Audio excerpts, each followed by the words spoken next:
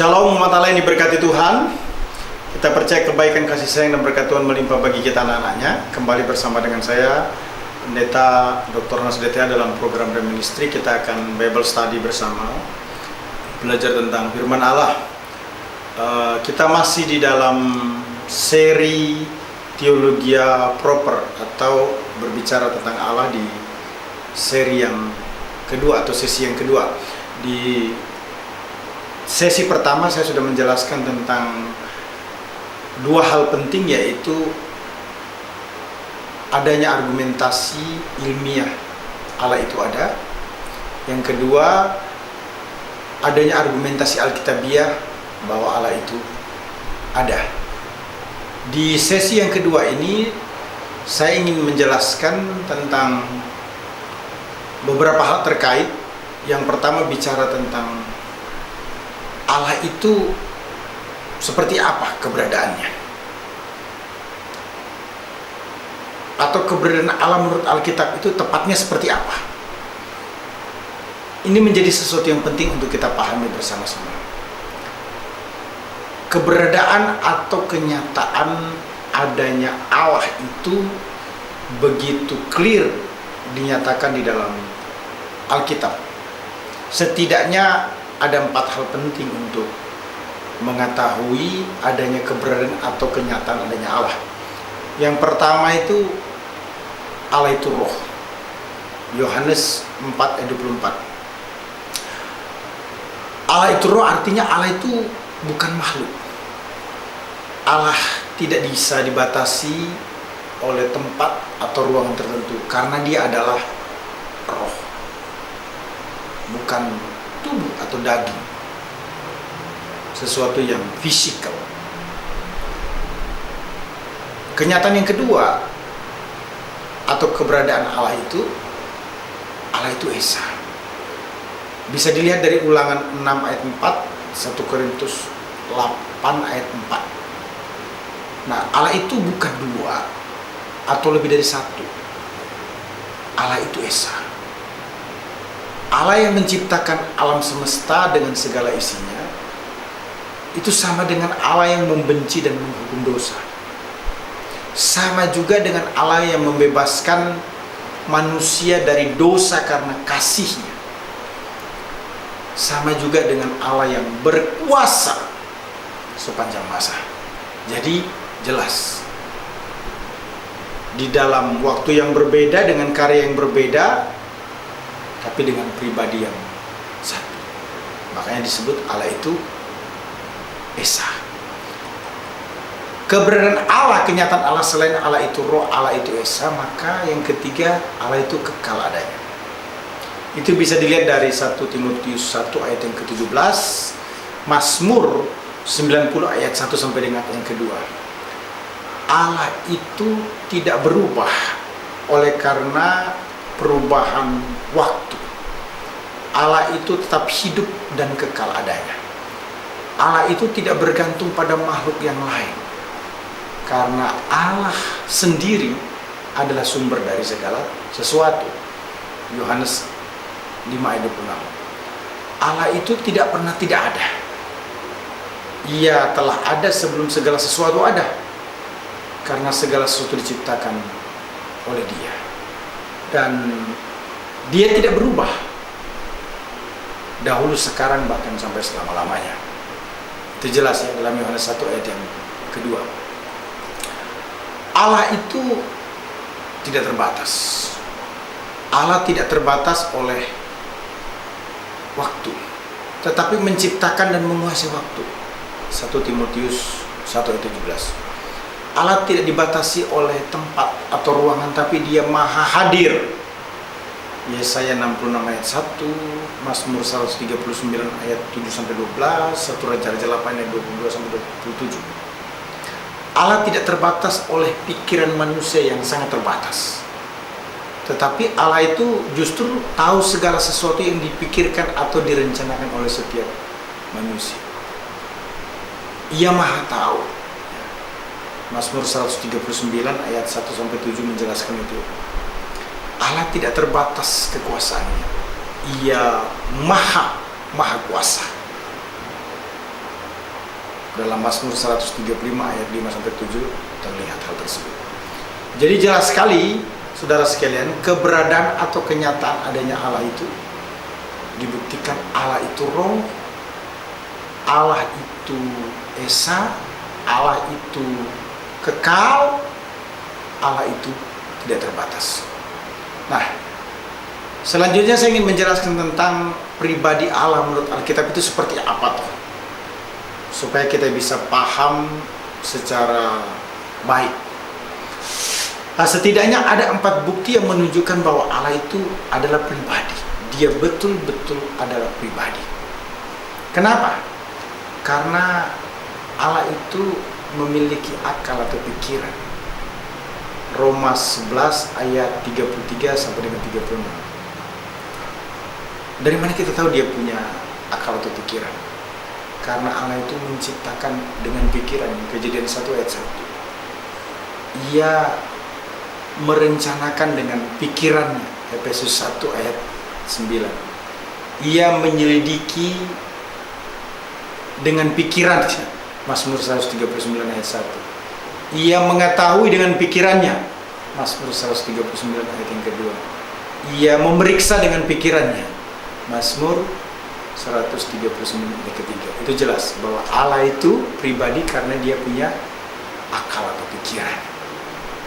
Selanjutnya, Allah itu dikatakan pribadi karena ia memiliki perasaan. Karena dia punya perasaan, dia bisa membenci orang fasik. Mazmur 139 ayat 22, Amsal 6 ayat 16 sampai 17. Karena dia punya perasaan, maka dia atau Allah itu menyesal terhadap perbuatan buruk manusia ciptaannya. Jadi dia susah hati ketika manusia itu berbuat kejahatan. Bisa dilihat dalam Kejadian 6 ayat 5 sampai dengan 6. Karena Allah itu punya perasaan, maka dia bisa murka.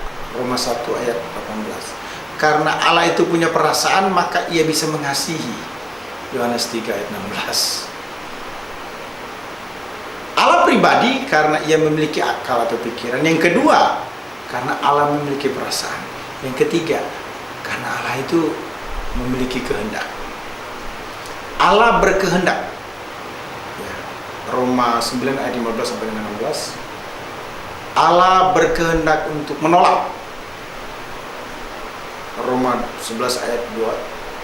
Allah berkehendak untuk memilih. Efesus 1 ayat 4. Nah, apakah dia memilih atau menolak? Itu pasti menggunakan yang namanya kehendak. Dan Allah menggunakan kehendaknya. Jadi sebabnya dia disebut pribadi. Yang keempat itu, Allah dipandang sebagai pribadi. Jelas sekali ya. Ada kata ganti untuk Allah dipakai dalam Alkitab. Misalnya mu, engkau, dia. Itu dalam Mazmur 139 ya. Ayat 17 dan seterusnya. Kemudian dikatakan Allah itu didustai. Mazmur 139 ayat 20, Allah itu dibenci. Mazmur 139 ayat 21. Nah, saudara-saudara, pribadi Allah menurut Alkitab atau Allah itu adalah pribadi begitu jelas. Karena Allah itu memiliki akal pikiran, karena Allah itu memiliki perasaan, karena Allah itu memiliki kehendak, karena Allah itu betul dipandang sebagai pribadi dalam Alkitab. Selanjutnya, saya ingin menjelaskan tentang sifat-sifat Allah menurut Alkitab. Seperti apa sih sebenarnya sifat-sifat Allah itu yang bisa kita pelajari? Setidaknya ada 8 saudara-saudara ya tentang sifat-sifat Allah yang perlu kita ketahui. Pertama, Allah itu Maha Kuasa. Kejadian 18 ayat 14, Wahyu 19 ayat 6. Maksudnya apa tuh? Allah dapat melakukan segala sesuatu yang tidak bertentangan dengan sifat-sifatnya. Contohnya, Allah tidak mungkin melakukan kejahatan karena sifatnya adalah Maha Kudus.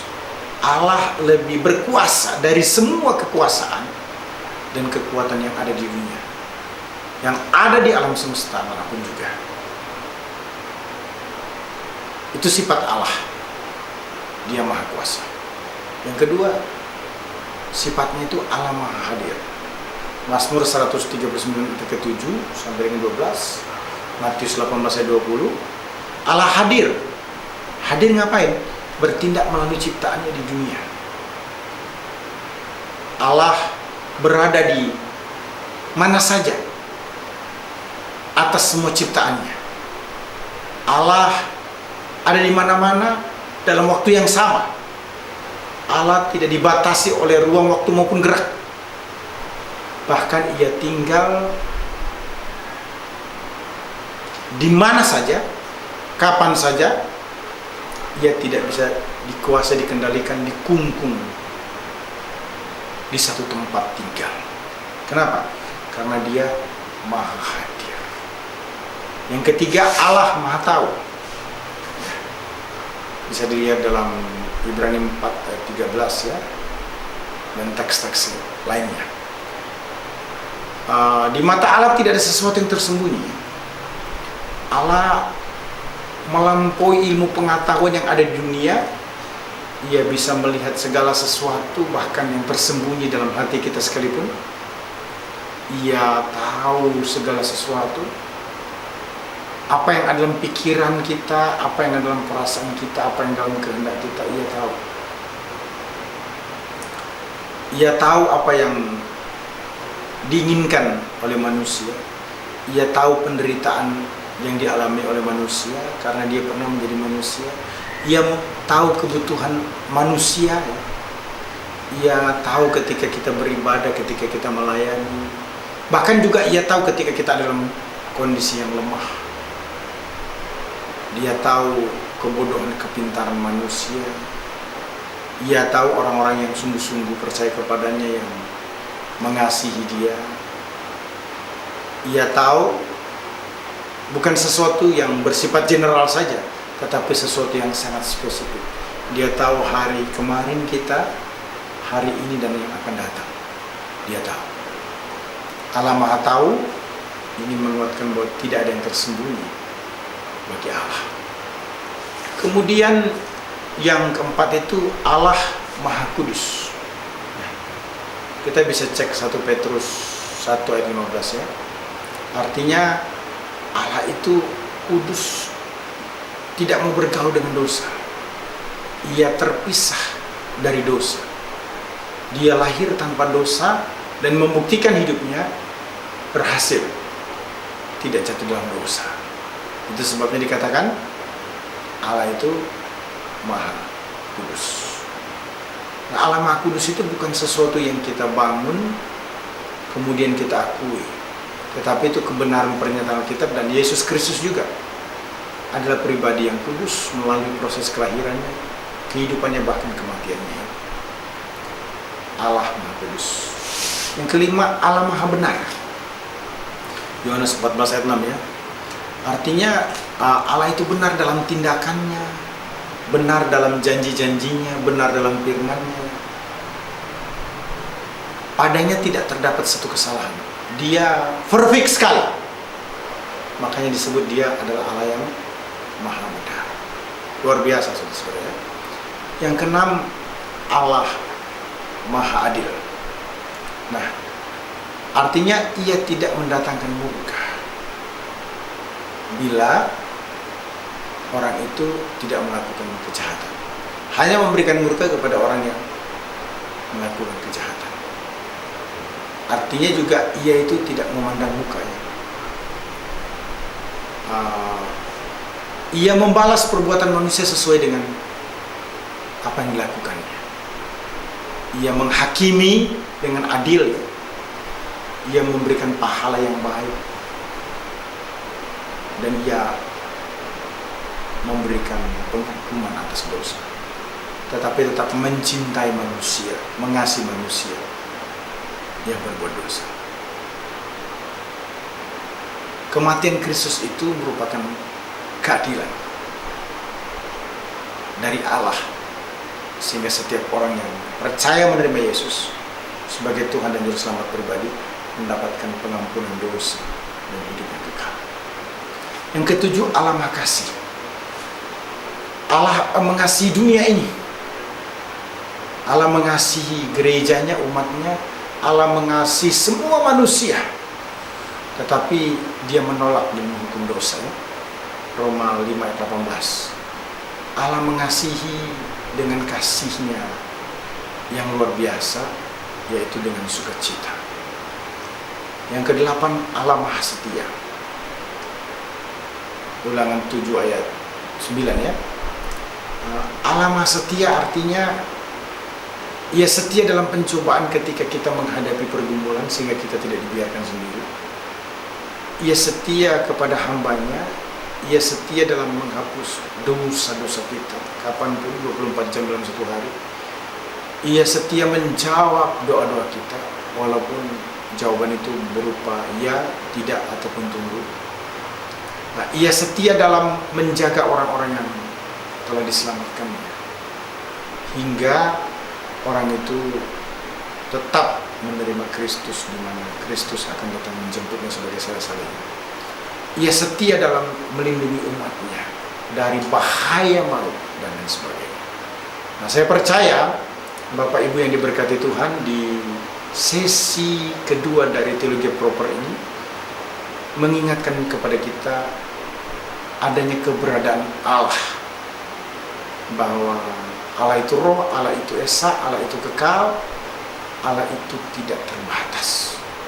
Kemudian memberikan penguatan adanya pribadi Allah.